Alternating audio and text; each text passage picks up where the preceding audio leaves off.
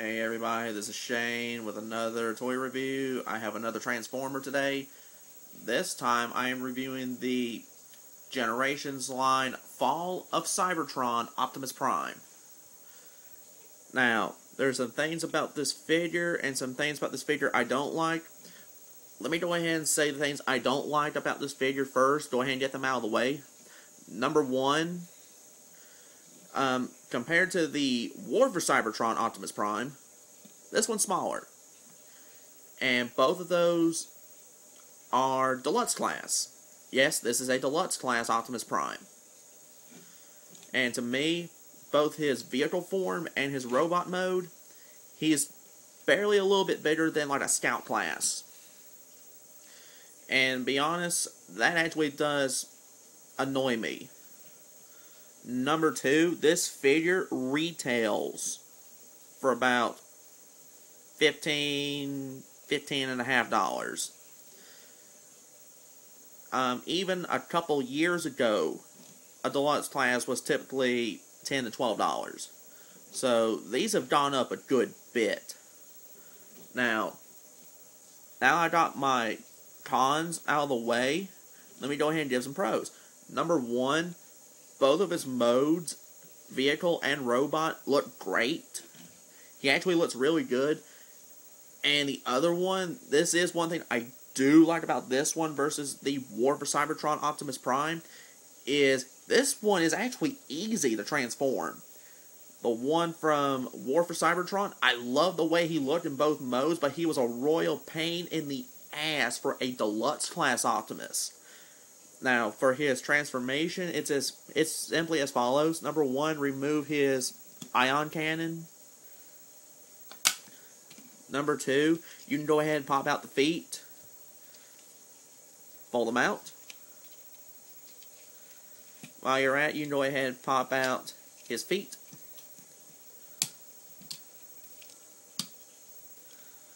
And if you want, you can go ahead and swing his waist down. Now, you can go ahead, fold out his arms. Either one, you can go ahead, pop the front bumpers into place like this. Go ahead, swing down rotate his fist.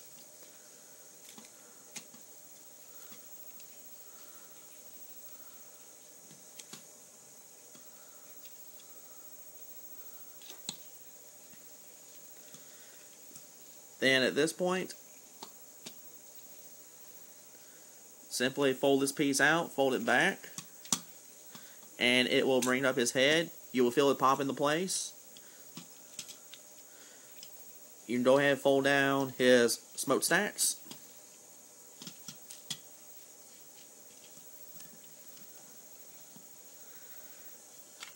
Let me go ahead and equip him with his ion cannon, his handheld rifle. There you go. Now, the War for Cybertron Optimus Prime, he would have took me, without using instructions, several minutes longer than this guy did. As you saw, I was able to transform him fairly quickly. Now, he does have good articulation, even though he's a little bit smaller. Now, the base of each arm is on a ball joint. He does rotate, his arms do rotate just below the Autobot logo on either arm. And his wrist rotates a full 360 degrees, but they're fixed. And he's got similar articulation for each leg. The base of each leg is on a ball joint. They both rotate just below the hip, as you can see right there. His legs do bend back. And the base of each foot's on a ball joint, so you can pivot up and down, left, right, pretty much do whatever you want with it. His head is on a ball joint, and you can have him look in virtually any direction you want. So if you want to have him looking up and aiming at a Decepticon, you can actually do that with relative ease. And it actually looks kind of cool like that. And he does have waist movement just below his grill right here. But if you want my opinion, other than the fact that the new line of Generations figures are smaller and more expensive,